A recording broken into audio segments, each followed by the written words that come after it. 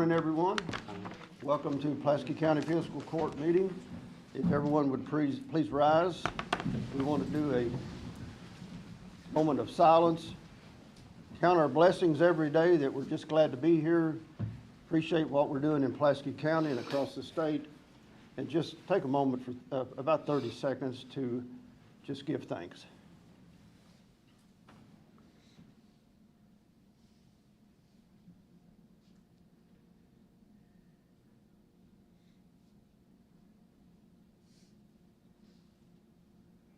Thank you. Everyone, please remain standing. And I'm going to ask Mr. Jimmy Wilden if he'll lead us in our Pledge of Allegiance. I pledge allegiance to the flag of the United States of America and to the republic for which it stands, one nation, under God, indivisible, with liberty and justice for all. Be seated.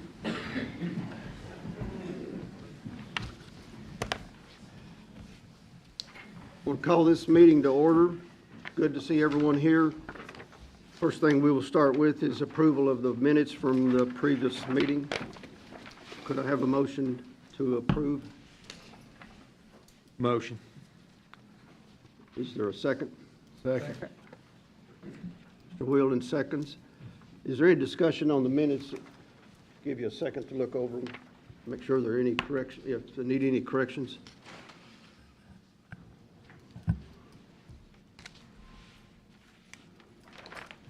Have a motion and a second. All in favor? Aye. Any opposed?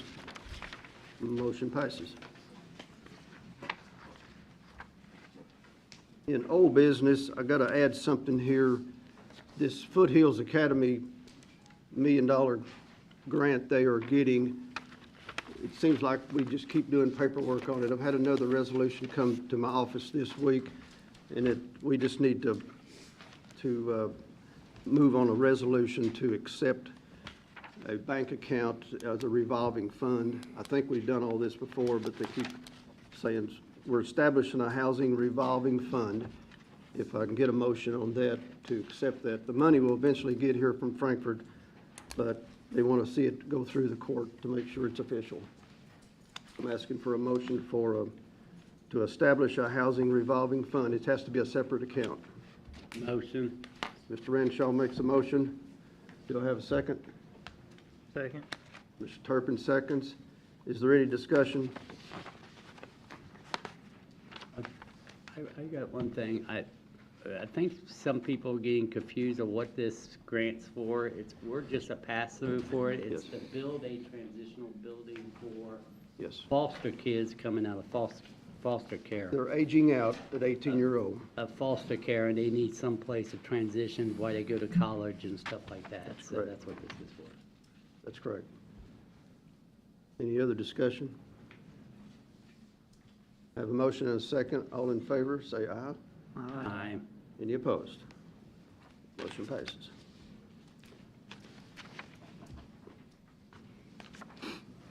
I'm asking for a review on the bid committee that we had on the stretcher, we'll call it the cot lifts and stuff like that, we had a committee of 3, and Steve is going to give us a report on that, on the bids. Yes, sir. We met on January 12th. Make a recommendation that we go with Stryker Medical for the 8 power cots. The total bid price is $258,113.04. Have been in contact with the vendor, and we do have some old equipment we can trade in, which will bring that overall price down. Sorry, that was the discounted price, the $258,113. The original price on that was $278,113. That was in the bid, so we're saving about $20,000 by trading in this old equipment. The other bid was for powered CPR devices, purchasing 5 of those, and make a recommendation for Stryker Medical with them as well. And the grand total on that bid was $119,512.95, and we do have a $3,000 trade-in on a device that doesn't work. If there's any questions between those bids, I know the Zoll Medical appeared to be quite a bit cheaper, but it did not include service. And if we put a comparable service plan on that, then that total actually came in about $1,000 cheaper.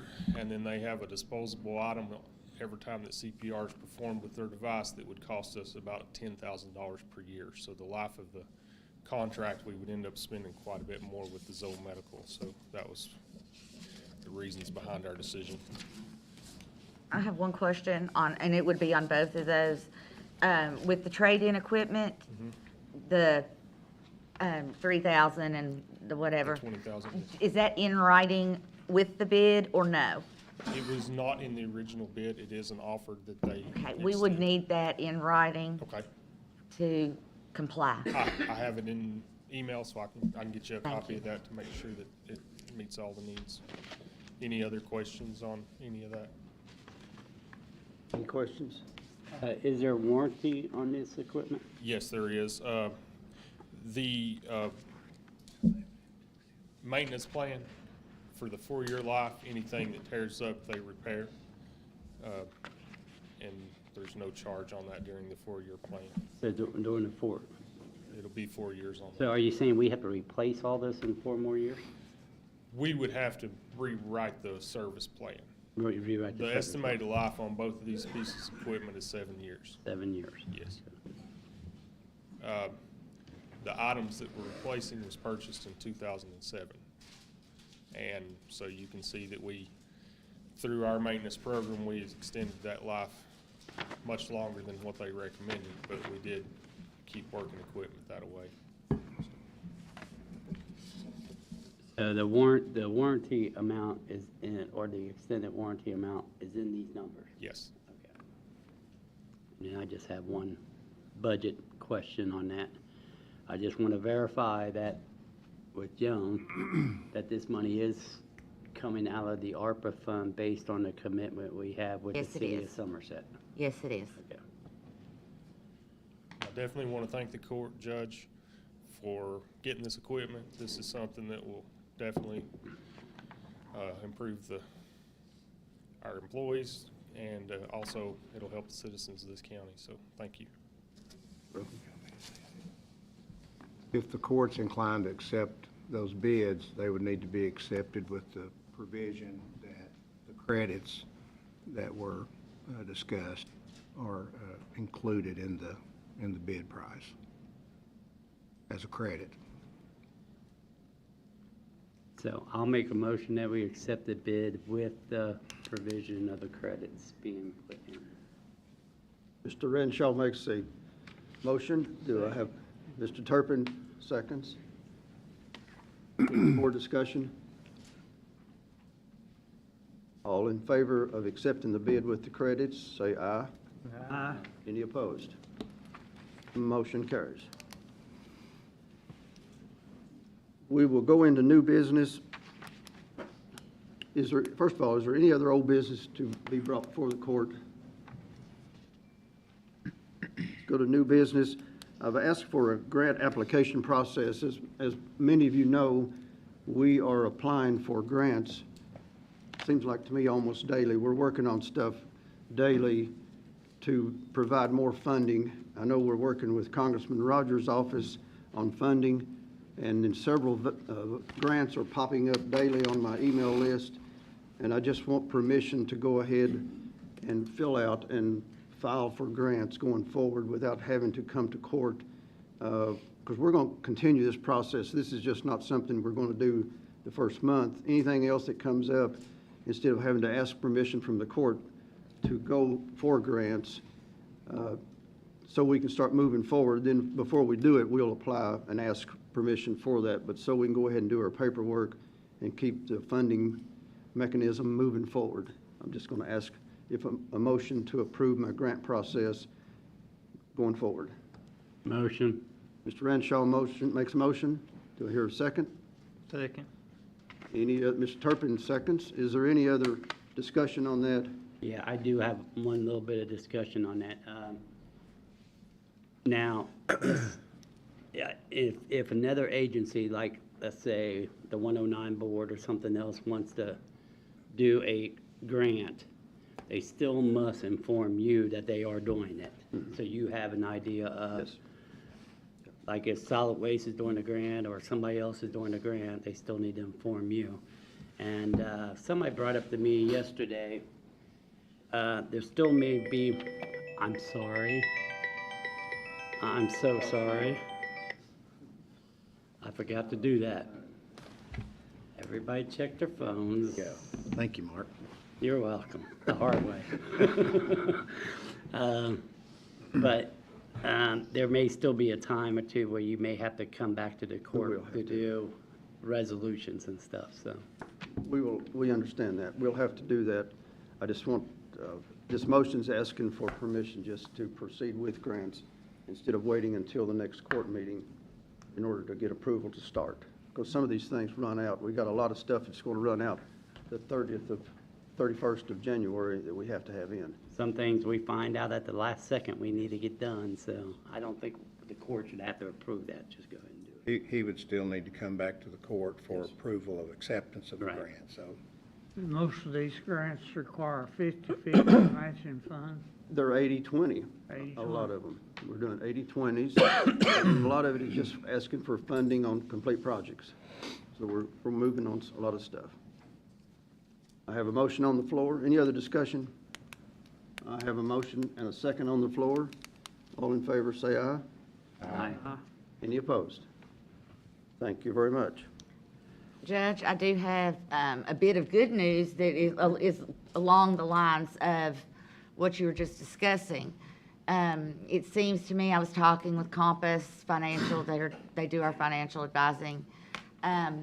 We are Pulaski County was one of a handful of counties that was eligible for more ARPA money. And has been applied for. I applied for it last week, and we are going to get into installments approximately another $550,000 of ARPA money Very good.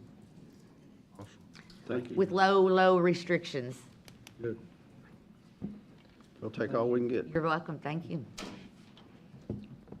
I try. The next item I have is a finance officer appointment. That's one of the 5 positions I can appoint, but I want the court to approve it. We're doing a finance officer to help us with our audits, because we're trying to segregate a lot of duties on funding that's coming in that the auditor has asked to do a separate account and to make each other balance that way. So I'm going to ask for the appointment of Natasha Duncan as a new finance officer. If approved by the court, she will go to work approximately the 1st of the month, another week or so. Could I have a motion on that? Motion. Mr. Renshaw makes that motion.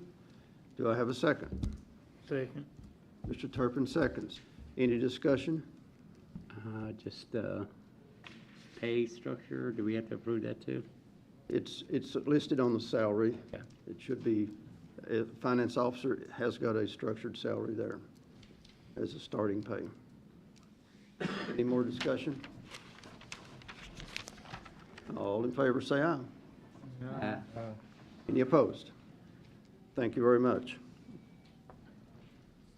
109 Solid Waste Board appointment. That has become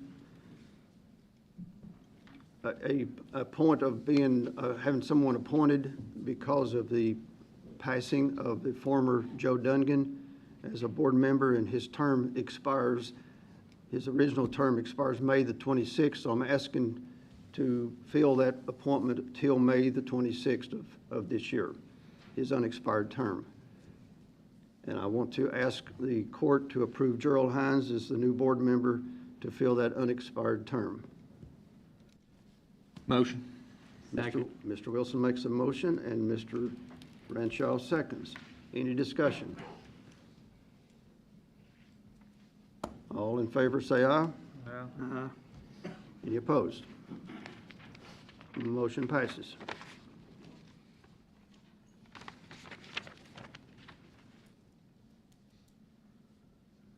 Fleet maintenance, Mr. Frank, if you will approach the podium.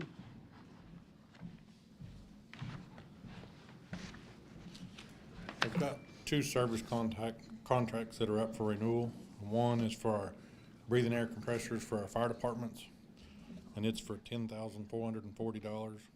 It actually went up $1,000 from last year.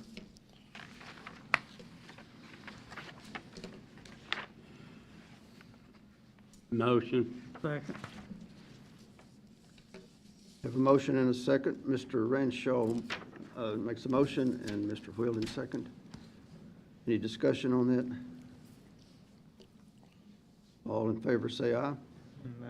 Any opposed? That motion passes. And then the other one I got is for Kentucky Emergency Power, and that's for our backup generators at the fire departments, and it's for $12,500. And it went up $600 from last year. Motion. Mr. Renshaw makes a motion. Do I hear a second? Second. Mr. Turpin seconds. Any discussion on that bid for the contract? All in favor say aye. Aye. Any opposed? Thank you. Motion passes.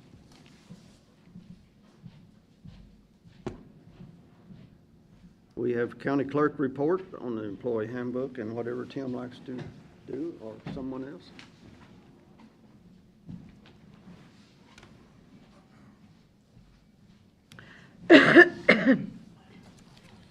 Actually, we have a our handbook was what we were going to present this morning, but we have not still got that done. So I would like for Mark to come. We have another issue that we hadn't had time to get on the docket, and it's about voting machines. And I'm gonna ask Mark Bald if he'll come and present that. He's got a paper to hand out to tell you what the need is and why we're going to request what we're gonna be requesting. Thank you.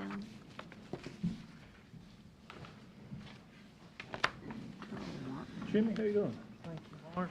How you doing today, Judge? I'm sorry this is last minute, folks, but I just didn't get to go to this. I had to run up to the house to get this one little piece of paper, and I didn't get here till 10 o'clock, so never nothing like the last minute. That's what I hear, last minute changes. Martin, if I got an extra, I get to you, okay? All right, sir. How are you, buddy? I'm doing quite well, sir.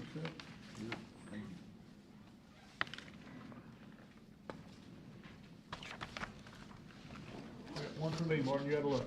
You're good. Thank you all for letting me speak today. In the 2022 general, we voted 21,467 people. On this one that says voter turnout, the yellow, this is the 2019 primary, which is the last governor's primary.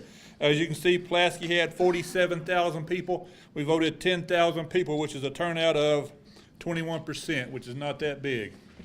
And I gave you all the primary, the precinct level, so anybody wants to see how much they voted, y'all can see that on these pages. The next one is the green.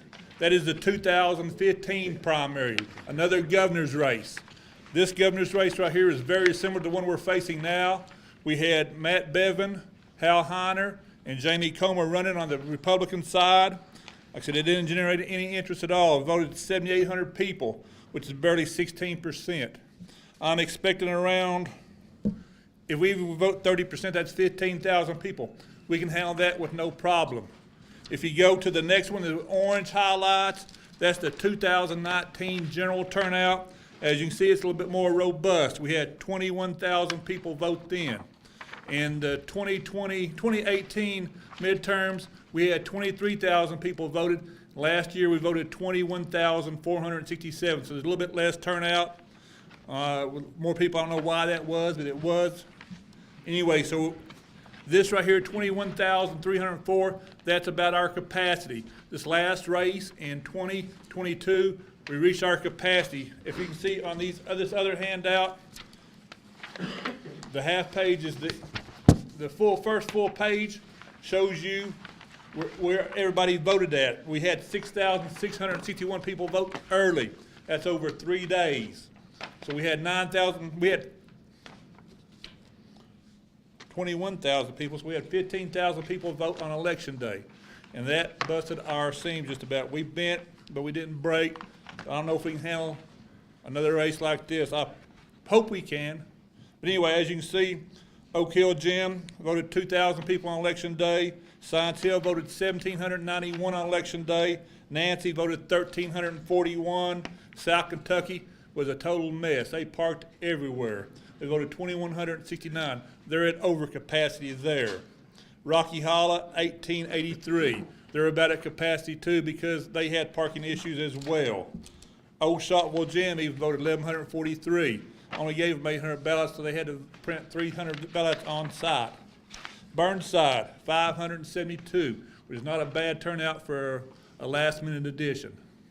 So again, we expect to have a need for more voting sites.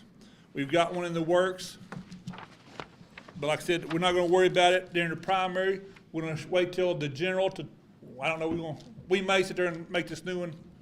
We can't. We have to wait till the general of 2023 in order to open up the new machine, because we want to have more machines. And I'm not asking for machines at this moment. I'm gonna ask for them later.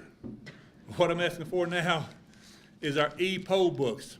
The contract with the e-poll books expires on May the 1st. So we gotta have e-poll books. We get the option to purchase our own. We've got 3 different vendors. The last page in my packet should have a little thing. There you go, right there. No Ink is our vendor of choice. It's similar to what we've got now. You sign in, and once you sign in and get everything registered, it prints you out a little piece of paper like this right here. It's thermal. As you can see, it's got the name on it, their address, and who checked them in. And on the bottom, it tells you what ballot it is. So that should give any confusion about, well, I didn't get to vote for this, I didn't get to vote for that, because you got proof in your hand. The voter will get this back. What this enables us to do as well is to make sure we give them the right ballot. They have this in hand. We're going to have a check-in station. Next to the check-in station, we'll have a table where they get the ballot at. So, you sit there, check in, go next door, get the ballot, go vote, get this handed back. If we have to, the barcode on the bottom allows us to sit there and shoot this with a scanner and print it out just like that. You sit there and hit the scanner, it pulls up the right one, so the likelihood of mistake is lessened. We have several different instances. We got one address in 3A. 2 people vote there. They get their own special ballot because they're in the city in the 4th school board. Up on top of Rock Quarry Road, we've got 2 addresses, 250 and 326. They have their own special ballot. So we've got 3 different ballot faces for 600 people, but only 5 of them get those special ballots. So that's why we get the printer, so we can print them ballots instead of having to sit there and buy them every time and waste all that paper. So this right here, we had a little mistake in the 2022 primary. We had 9 people eligible to vote for the city race, and 15 people voted. So that's a little problem there. So this right here should cut down on that ability. So the cost of these new e-poll books is around $1,800 a piece. I said again, they're different from the last one because they include a thermal printer which prints this tape out. In the addition to in order to scan this tape, we had to spend $500 per print module. I think we've got 16, I think is what we've got, 16 print modules, I don't know. So we're asking for around $210,000. We don't have the state price points yet, they've not established it. But it's going to take a 7 to 8 week lead time we order it, time we get them. So it's the 1st of February, we're talking about the end of March to get the machines in order to have them ready for the primary. And that's why we're here, so we can have an allowance, I guess, or whatever, just a pre-bid confirmation. It's going to cost us around $200,000. Once I get that number firmed up, I will be back to tell y'all what that number is. But I just want to let y'all know that we are going to be asking for money. And the good thing about this, the state has $12.5 million set aside for election equipment purchases. And the election equipment purchases this year are for e-poll books. So we should get a grant for that to get most of our money back on that. Now, the bad news.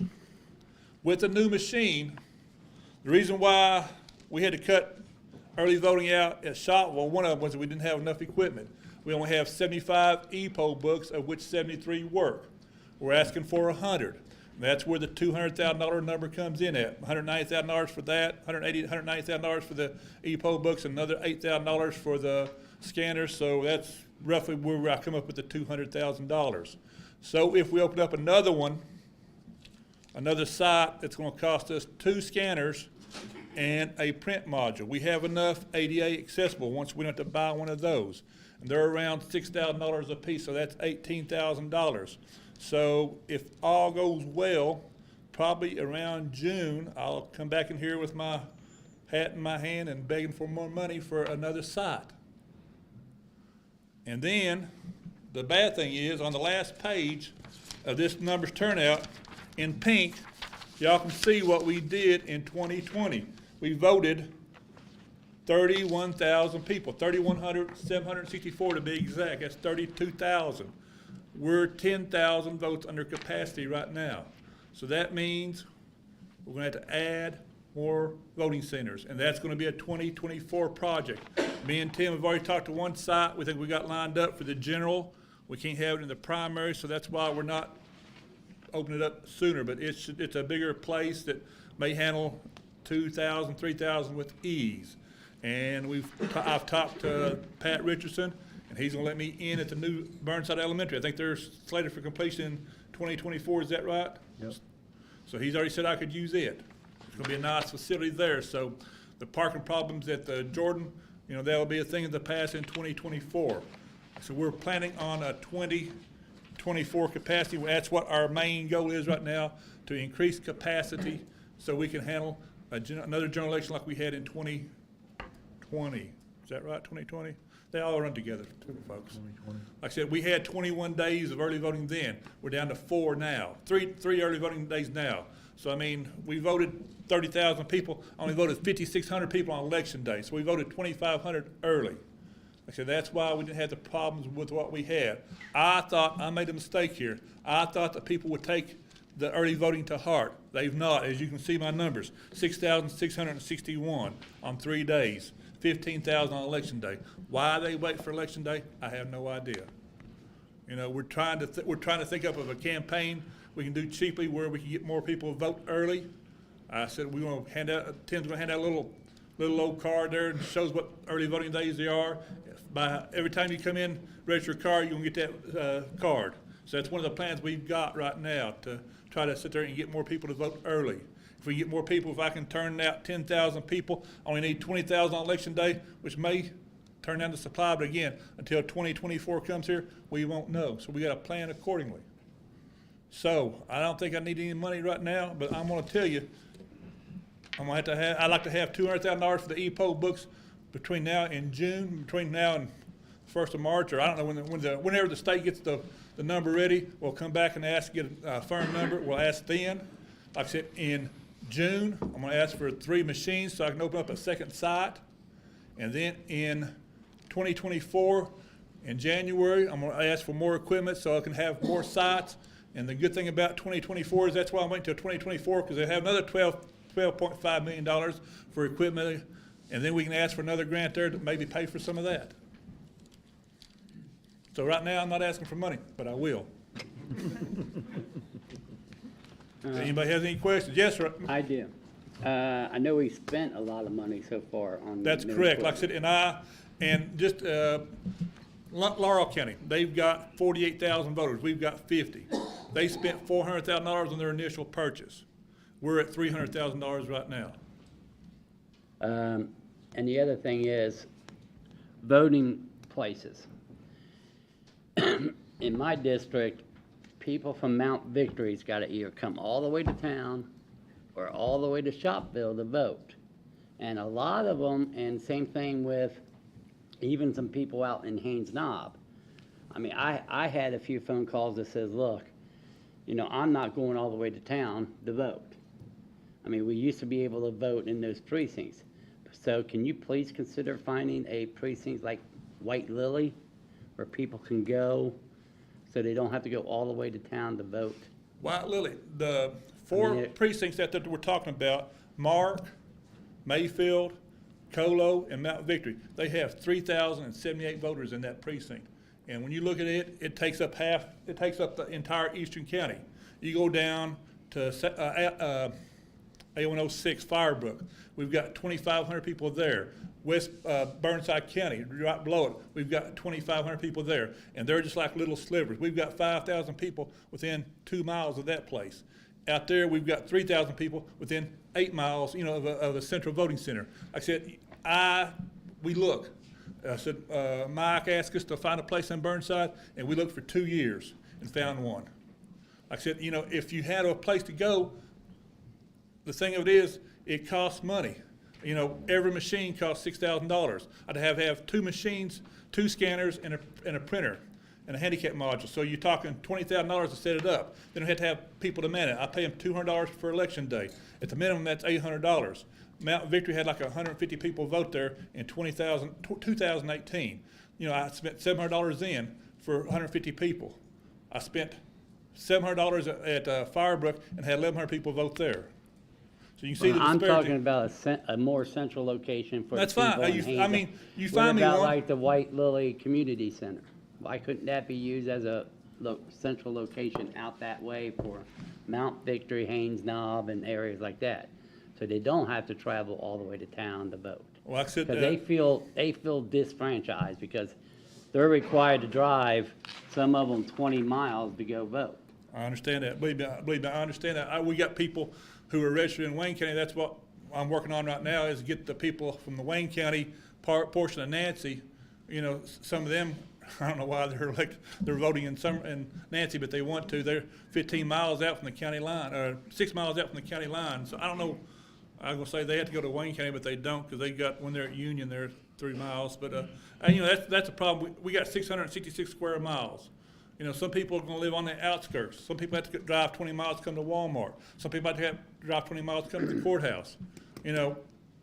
I'm just asking for you to take a look at it You because, find us a when place. people call me and say, hey, I'm not going to vote because I have to travel 20 miles to go vote, that's a problem. Well, I don't think they can go to they can go to the Shopville. We had 1,197 people vote. It's still 20 miles to go from Mount Victory to Shopville, 17 miles. 1,143. Well, again, that was a problem we had at Mount Victory. We had some people who sit there and had to drive 6 miles. They lived right there next to Mount Victory. The way the precinct was drawn up, we had some people traveling 6 and 8 miles going to Mayfield from Mount Victory to vote because of the the precinct lines. I'm just asking you to review it. We will. And see if we can Like I said, put White Lily Community Center would be a great place. It's central located, and it might be a good place to have one.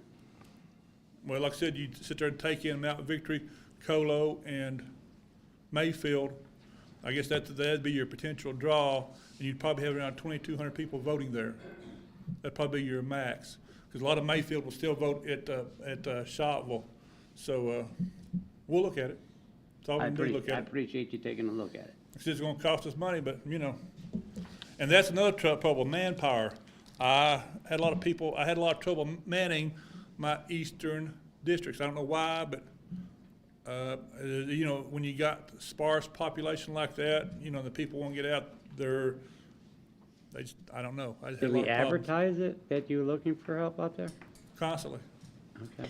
I just never seen any advertisement. I mean, I always thought that you had enough people already set up. No. So, I try to run a lean machine. because Like I said- I could have helped advertise that in my Like I district. said, if you got people who are interested in working, let me know. Like I said, we get them constantly. Like I said, and I'm picky. I get the best to work. I don't know. I don't know what to If tell you. somebody's interested in working the polls, they should contact you. 679-2042. Ask Rebecca or Tanya. 679-2042. 2042. Also on the election Ask for website. who? Becca or Tanya. Or you take the number and give it to me, and I'll talk to them. Don't mind Okay. a bit to. I've hired people off the street say, I want to work. I said, well, show up tomorrow and you can work. And they've been good workers. Any questions? I don't think I need to ask for money now, do I, Tim? No. But I'm gonna warn you, I'm gonna be back. Put them purse strings open. They won't let you back on the agenda. Thanks, Mark.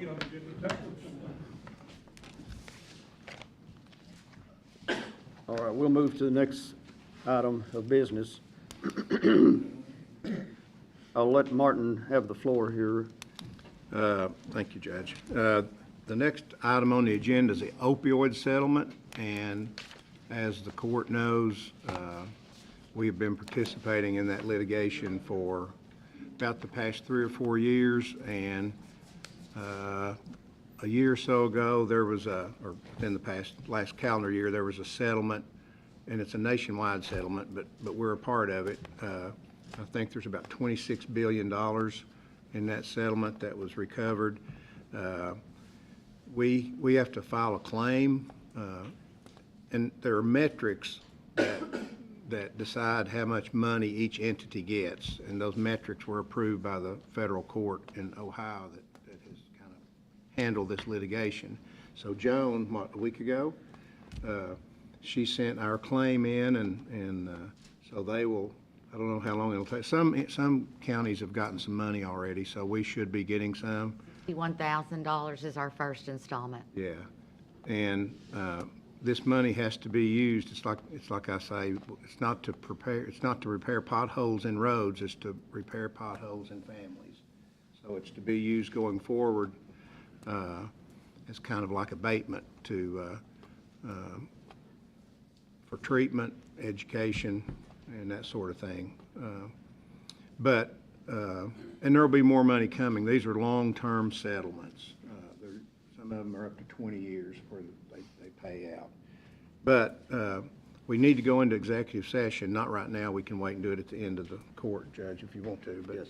we need to go into executive session because there's been other settlements that have taken place, and we need to go into executive session and discuss whether or not the county you have to opt into those, and we need to go into executive session and discuss whether the fiscal court wants to do that, which I don't know why you wouldn't, but so under 61.810 subsection 1C, that would be an appropriate topic for going into executive session. So if you want to, we can move that at the end of the agenda. We'll do that at the end. Okay. The other, I got a question for you real quick on that. Can that money be used for transitional housing? possibly. The federal court, it's not up to me, and it won't really be up to you all. You have categories that you can use it for, because the federal court that approved these settlements has listed areas within which the dollars can be used for. So we'll look at that. And it will be in a separate account, Yeah. so no funds will be Right. commingled. The other thing I have is the court had given me some guidelines and asked me to draft an ordinance related to the use of blue lights and sirens by constables. As everyone knows, last year in the general session, the legislature passed House Bill 239, I think it was, that significantly affected the duties of constables in Kentucky. And basically, any constable elected after January 1st of 2020, or taking office on January 1st, 2023, has to be certified as a peace officer, which requires a couple different ways. You attend the academy in Richmond, same thing a sheriff's deputy would have to do, or there's a 40-hour constable training that's offered once every 4 years by the Constables Association, which could qualify to some degree. The ordinance that I drafted, I'll go ahead and read it, so if the court wants to consider this a first reading, well, you can. An ordinance related to the use of blue lights and sirens by constables, whereas Kentucky Revised Statutes provide fiscal courts the ability to approve the use of blue lights and sirens by duly elected constables. And whereas the Pulaski Fiscal Court has considered certain criteria and now desires to set forth the requirements necessary for a constable to receive said approval for the use of blue lights and sirens. Now therefore be it ordained by the Pulaski Fiscal Court for Pulaski County, Kentucky as follows. Section 1. No Pulaski County constable is authorized for the use of blue lights and sirens unless he or she provides proof that he or she has successfully completed the KCA training conference, Kentucky Constable Association Training Conference, or the Department of Criminal Justice Training Law Enforcement Basic Training Academy, and has law enforcement powers. Section 2, constables who apply for approval of the use of blue lights and sirens must meet the following criteria. 1, the constable must provide his or her own vehicle, and it must be clearly marked and identified as constable on both sides and the rear of the vehicle. Any other markings must be approved by Pulaski Fiscal Court. The constable shall not collect civil debts, in other words, non-sufficient funds, no account checks, in his or her official capacity. Number 3, the constable must carry a minimum of $1 million vehicle liability coverage with proof to be provided annually. Number 4, the constable is subject to a 12-panel drug screen and criminal background check at the request of Pulaski Fiscal Court at the constable's expense. The constable shall successfully pass the drug screen and have no crimes of moral turpitude on his or her record. The constable shall maintain a valid Kentucky motor vehicle operator's license at all times and have no driving under the influence charges or convictions for the recognized minimum statutory period, currently 5 years. Number 5, on or before January 1st of each year, the constable, unless newly elected, shall appear before Pulaski Fiscal Court to present proof of additional training, operator's license requirements, insurance documentation, and to request authorization for the use of emergency equipment as recognized under KRS 189.950 subsection 5 for the next year. Insurance documentation must be in effect for the calendar year of January 1 through December 31 of the year in which the request is being made. A newly elected constable may appear before the court subsequent to the 1st of January of his or her first year of the initial term to make such a request and to provide the information described here and above. Violation of any of these criteria shall result in revocation of the authorization to use emergency equipment as described herein. Section 2, this ordinance shall take effect upon passage and publication after publication according to law. So, in a nutshell, the court, I think we have 2 constables that were grandfathered in that were in office prior to January 1st. I don't know if both of those have had the constable training or not. If they have, by this particular ordinance, if they've had the constable training, or they would still be able to use the blue lights. If they've not, then they wouldn't. And then anybody after January 1 would have to either go through the academy or have the constable training.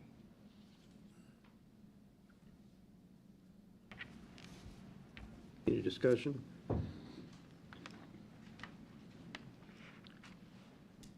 So does this basically, the constables that was grandfathered in have to meet the same requirements that the newly elected constables are to run the blue lights, is that correct? No, they would not. The ones that are grandfathered in, if they've had one of these 2 trainings. They still have to have their 40 hours of Yes. constable training, I'm sure. And I think I know that's one of only, What about the insurance? I don't know about the insurance either. well, I think this insurance section of this, this good ordinance idea. is really designed mostly for the blue lights, the emergency equipment. Now, if they want to go through the academy at Richmond, and, they'd have to pay their way, obviously, and then they would be certified peace officers, so they would have peace officer authority. But this court still gets to determine whether or not they have emergency equipment, just like the sheriff. The sheriff gets to determine whether or not they have radios for 911 access. So, this is really about that. But anything in here related, like Section 2, would apply to all of them. Okay. On the insurance now, if they're actually trained and we approve them to run blue lights, at that point, can we pick them up on our insurance? That's up to you guys. That's probably, I don't know, I'll leave that.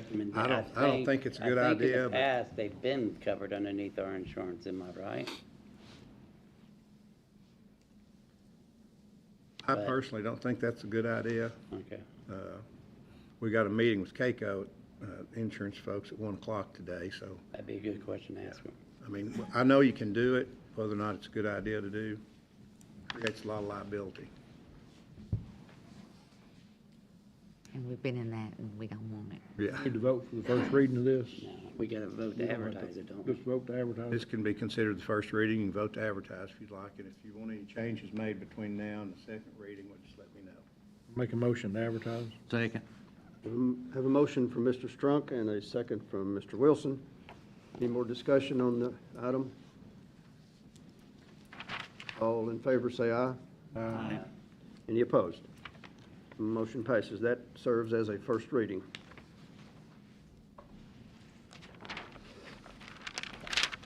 I want to insert here just a road list that everybody, the masters have turned in. It's not on the agenda, but I just want to make it official that everybody got the road list in, and I want a motion to approve the road list as of today. Motion to approve. Mr. Ranshaw makes the motion. Do I have a second?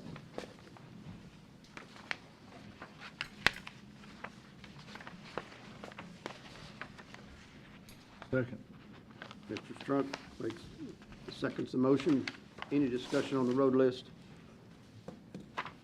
All in favor, say aye. Aye. Any opposed? The motion passes. Next up is the jail. Mr. Anthony?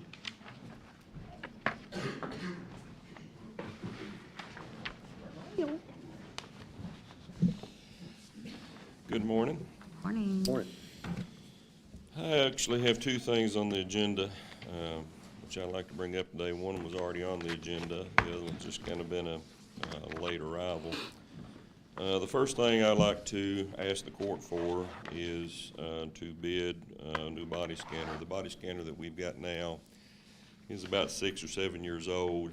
The picture quality is not very good. We're spending a lot of money in maintenance, trying to keep it updated and running. Since we have purchased that one, there has been, of course, better technology that's come out, better picture quality that's come out. Even though everything's not 100%, you know, these machines definitely help reduce the risk of contraband being brought into the jail. I would like to ask the court to bid out a new body scanner, and of course, this will be paid for out of commissary funds. Motion. Second. Mr. Wilson makes a motion, and who's second? Got three of them. Yeah, don't matter. Mr. Just pick Strunk one. seconds the motion. Any discussion on this bid? All in Are these favor? portable scanners or just another No, full body it'd be scanner? another fixed one. And But, you- yeah, but it can be moved, but it's a fixed thing. Any more discussion? All in favor, say aye. Nah. Any opposed? Motion carries. Next item. Next item, and I wanted to wait until my second term to bring this up. As we know, the detention center was built in 1989. It's about 34 years old. Of course, the building has been used, 7 days a week, 24 hours a day. And of course, the building is starting to show its age. We're going to start to need either some major repairs. We've got some structure damage. We've got roof that we're definitely going to have to look at. Of course, as we all know, we're out of space. The inside is going to need updated. I think right now that we are at three options. One, either look at another facility to build. Two, spend a lot of money to fix the current structure that we've got. Or three, close down. I think those are about the options that we're at right now. I would like to ask the court to contract to do a feasibility study with CMW out of Lexington. They're the ones that have built the jails recently, Laurel County, Knox County. This feasibility study will answer some of these questions for us as to what directions we need to go. You know, they will take into consideration all those issues that we've got. I have been able to acquire some money through a grant that will help pay for this feasibility study, so it won't cost the court anything. But I would just like to ask the court to move forward with this, just to see what direction that we need to go in. Of course, right now, we're not asking for any decisions as to what direction, but I think that we do need to compile data to see what's the best direction for the court, the taxpayers, of course. We don't want to bring any more burden upon them than what we already have. And I think the feasibility study will be able to help us answer those questions. I know at one time when we were talking about Bill, your predecessor, they were speaking about, have you spoken with DOG to get to the, DOJ, regarding a certificate, basically a certificate of need? Because I know at one point they were kind of hesitant on giving any out, but then I noticed that, yes, they have built a lot of new jails recently. Yes, that will be part of the feasibility study. We have been in contact with the Department of Corrections. They are aware that we're getting ready to do this feasibility study. So yes, we have been in contact with them. Question. I think with the numbers that we've got, the way Pulaski County's growing. You know, the way, you know, we're getting industrial development and new housing and stuff, you know, they're aware of all those needs that we've got. I just know at one time it was a no-go and Right. just wanted to. Of course, you know, naturally, you know, since I started in '86, you know, law enforcement, there's been an increase in more law enforcement officers hired. Pulaski County's grown. But they are aware of those changes, and, you know, they're aware that the facility was built 34 years ago, so. Any other discussion? We've already discussed and talked about my concerns about staffing a bigger facility They and would the take all cost to that. the county Yeah, to, that on will all be an in the, ongoing manner, so yes, that's, that will all be in the feasibility study. but it's definitely, our budget's tight. Yeah. And But that will all be in the feasibility study. They will cover all of that. Could I have a motion Motion. to proceed with this feasibility study? Mr. Strunk makes the motion. Mr. Wilson seconds. Any other discussion on moving forward? I might add a couple cents to that, Anthony. We did meet with this group yesterday, and they are going to present us a feasibility study going forward. And the jailer says he has it covered, the study, and to see what our plans are for the future. We know the detention center has been overbooked for several years, actually, since COVID. It dipped down during COVID, but it's way back above capacity now. So we have the motion and a second on the floor. All in favor, say aye. Aye. Any opposed? Motion passes. Thank you. Thanks, Anthony. That's all I've got. Thank you.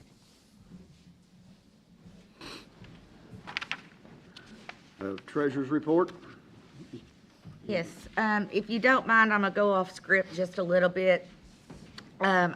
We have two accounts at Cumberland Security that I would like your permission to close.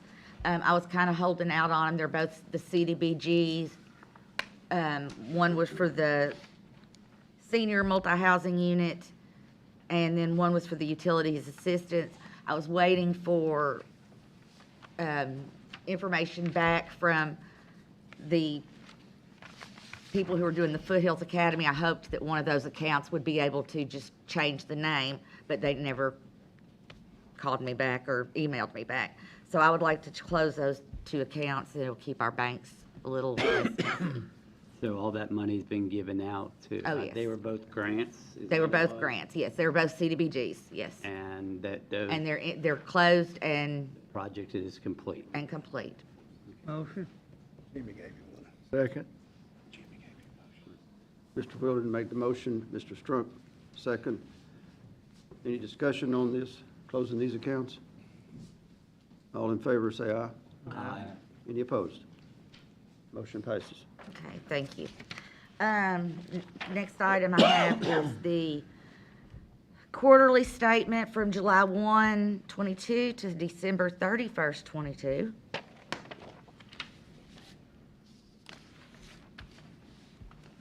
Motion. Mr. Wilson makes the motion. Do I hear a second? Second. Mr. Strunk seconds. Any discussion on this?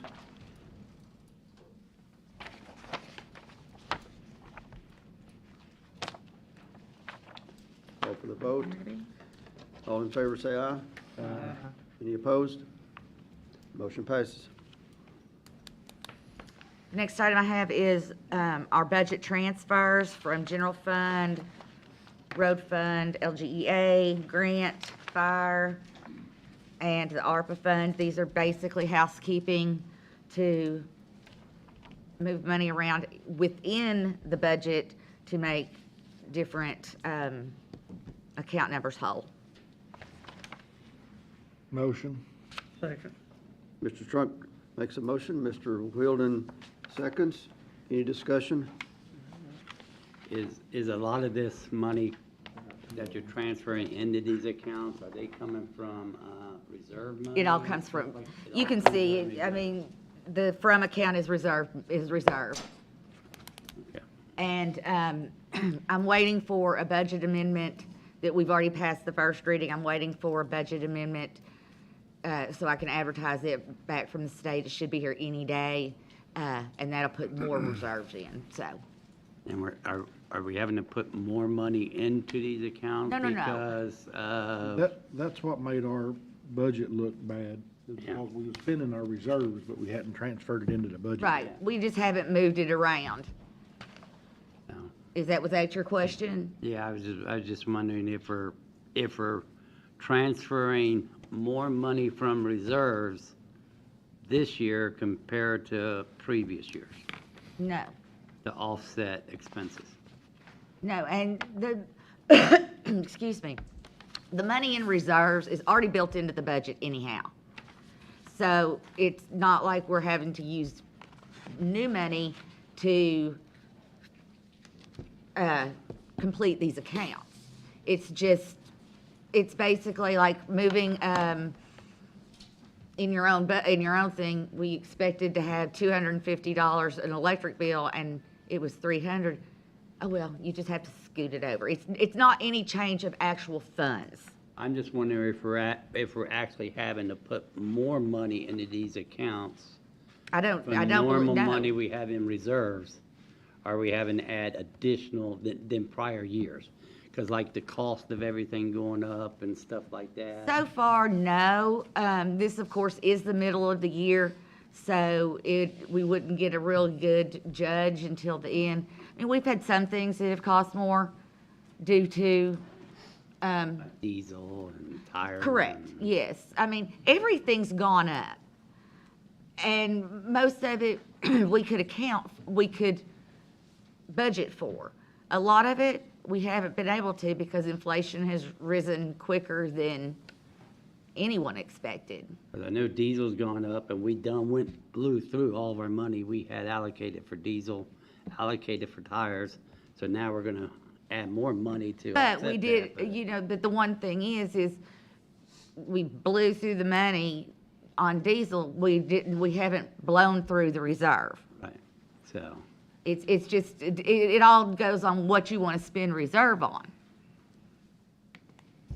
okay. I just wanted a better explanation. I mean, did and- I answer? Yeah, I think the public will understand that too, so.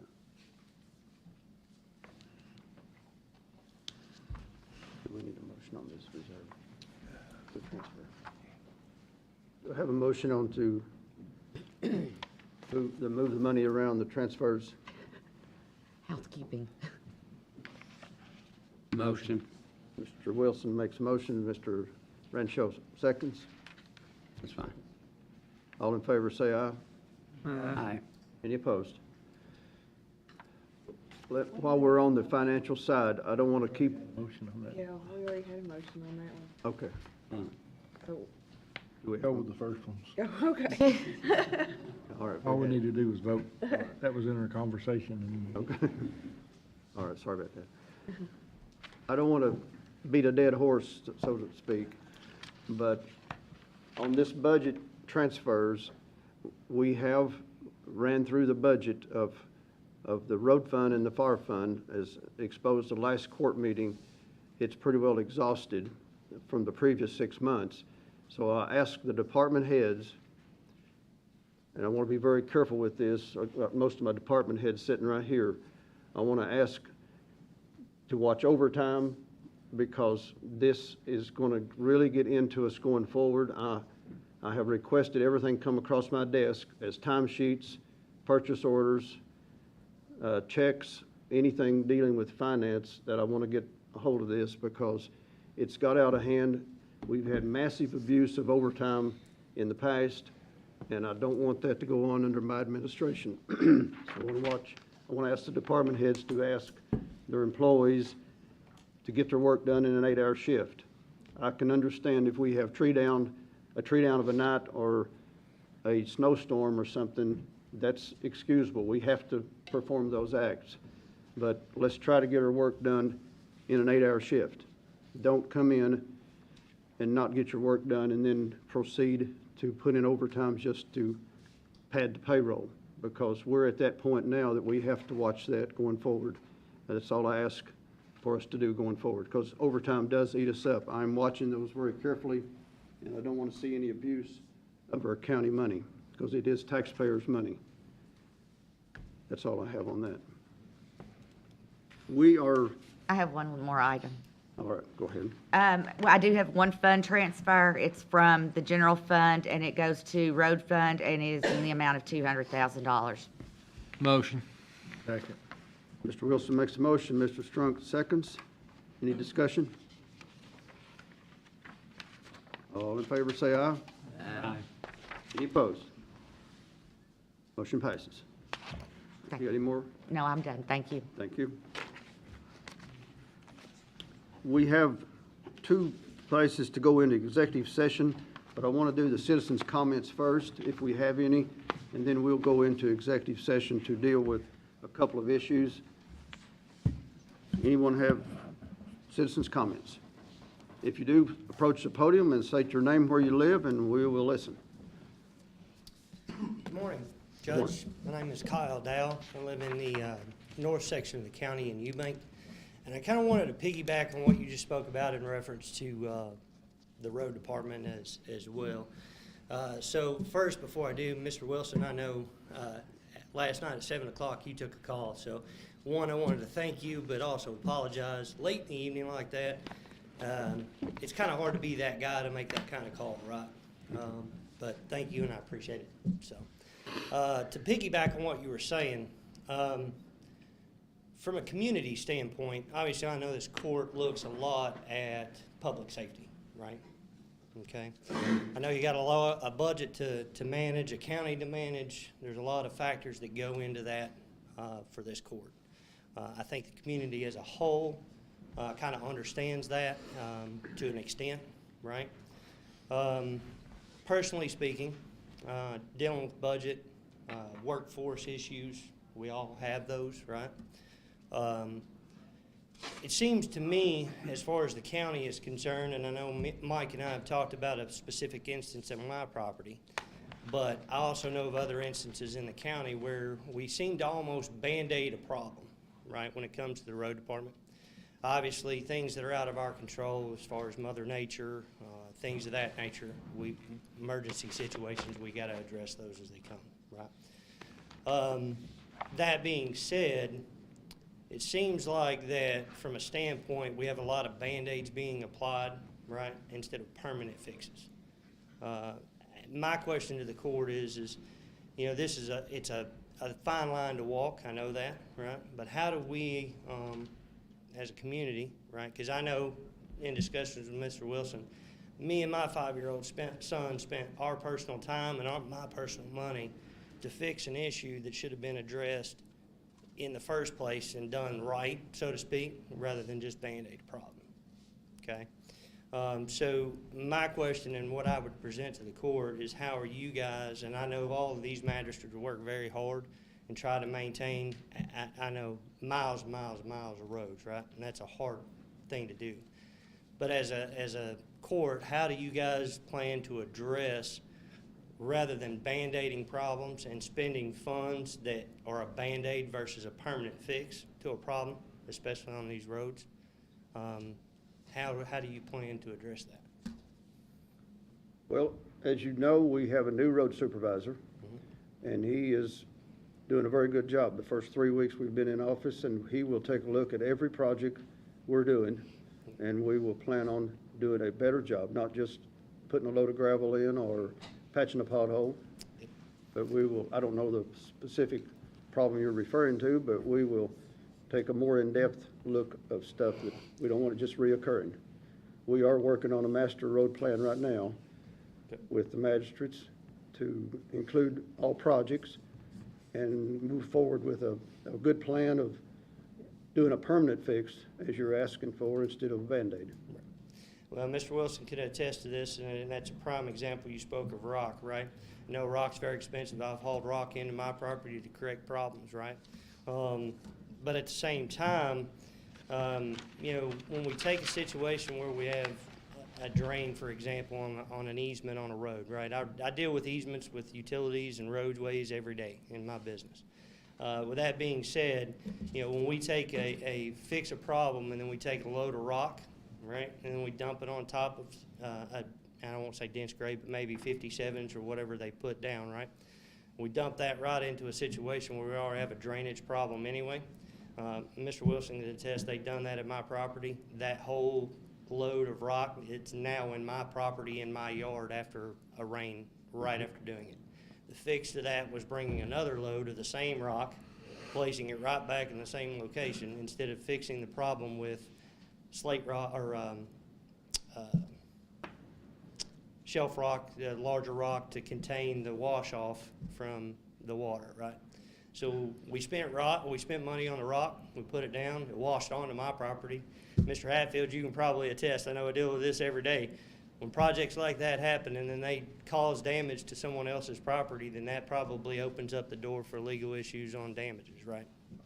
Before or after. So at the same time we spend money, we open the door for damage charges, right? And then at the same time we just put another load of rock to do the exact same thing right after the fact. And again, that's where I spent my personal time with my son to hand put out larger rock to solve the problem. And then yesterday evening I come home to the road department came down to clear out the ditch line. We cleared out the rock that I put down to place that I paid for with my time and effort has now been removed and damaged and then pushed further down on the road and right off the edge of the road again. So we've just created this never-ending vicious cycle, so to speak. I understand. We'll make note of that, and we'll take care of it. Okay. I done turned it in last night. Mr. Wilson, I appreciate it. So Thank that's you. all I have. Thank Thank you. you. Any other comments, citizens' comments?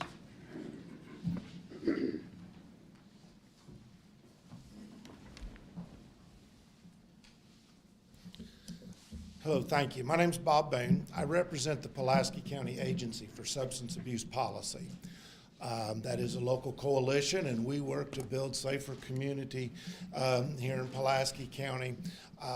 One of the main things that we do is we work in drug prevention, and I'm speaking on behalf of that group that when you begin to figure out how to spend some of the settlement funds, we would like to be considered, be part of that.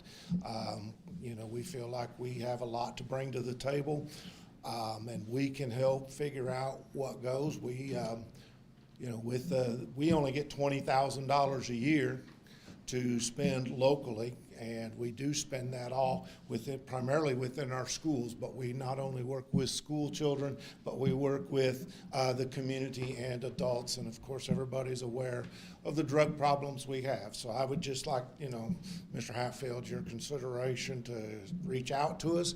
we'll be glad to provide you with whatever information we can. Prevention and, of course, recovery is a big part of that. But in prevention, we say we go upstream. We're tired of pulling people that are drowning, pulling them out of the river. We'd like to go upstream and see if we can't stop the flow of the problem. And we do that by education, advertisement, that sort of thing, just letting people know what's really going on in the world of alcohol, tobacco, and other drug abuses. Will you get me your contact information and a summary of what services you offer and the like? Of course, I'll the be court- glad to. The court I'll will be- be the ultimate decision maker, but I get it. I'm happy to gather this information up and put it together for them. Absolutely. Would you like me to just email that to you? That's fine. I'll get with you after court. Okay. Yeah. Can I make a recommendation? Sure. Can we put together a committee of organizations in the county that deals with recovery and mitigation, and like Bob's, and I know like Melissa with Sky Hope, she's one of the bigger organizations. She handles the Sky Hope for women. Can we get them together as a committee to see where best to spend this money at that would benefit not just one organization, Yeah. but I mean, I know I'm involved with the recovery process. Bob knows that, Melissa knows that. There's a lot of organizations in this county that puts their heart and soul into trying to help get people off drugs and not get them on drugs. And that includes churches, communities, everybody.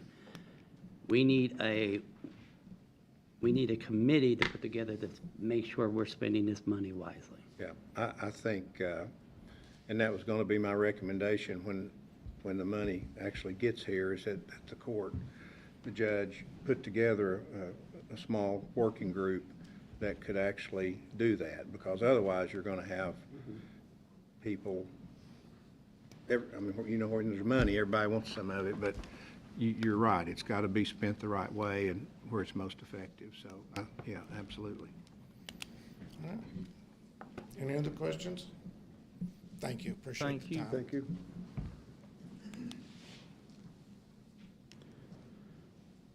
Any other comments?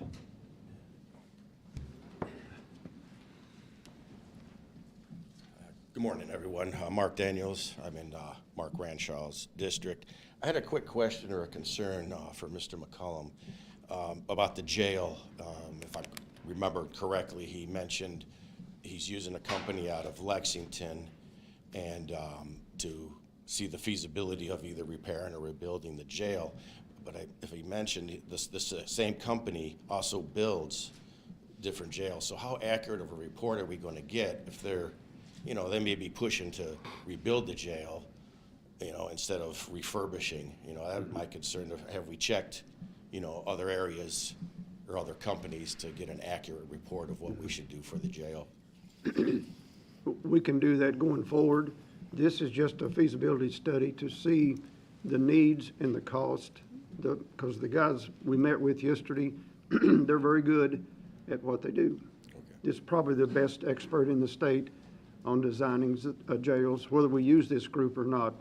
This is just to get a study together for future plans. It's the main thing we're pushing for right now. Everything in the future would have to be bid out. Yeah. So whether we decide to move forward or not, if we do, it would have to be bid out to where other companies can make a bid on what we want to do. What you want to do? Very good. Okay. Thank you very much. Thank you. Anyone else? Well, at least we've created some conversation and some good points this morning. I appreciate that. That's what this is about. And I don't think we went too long. If it gets too long, we would have to limit some time limits, but so far, I appreciate everyone sharing their thoughts. Our next item, we've got to go into executive session to discuss a couple of issues, and we'll need a motion to go into executive session. Motion. Mr. Wilson makes a motion. Second.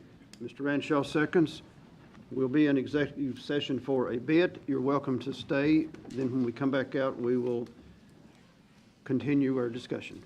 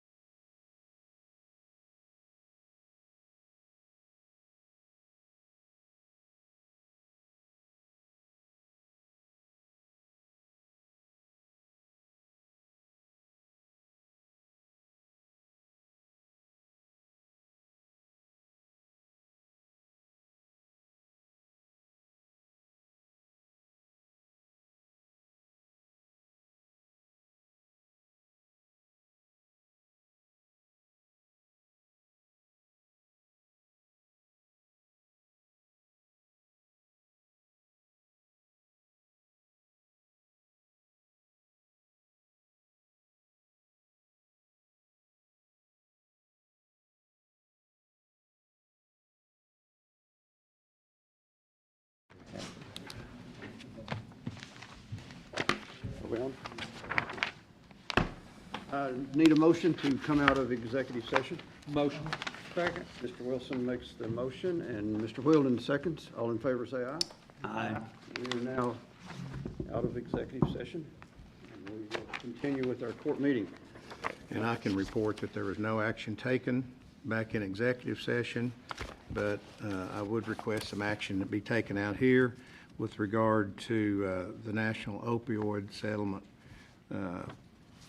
that was discussed. And as I said earlier, the court has to opt into those settlements, and this one involves CVS, Walgreens, Walmart, Teva, and Allegran, Allergan.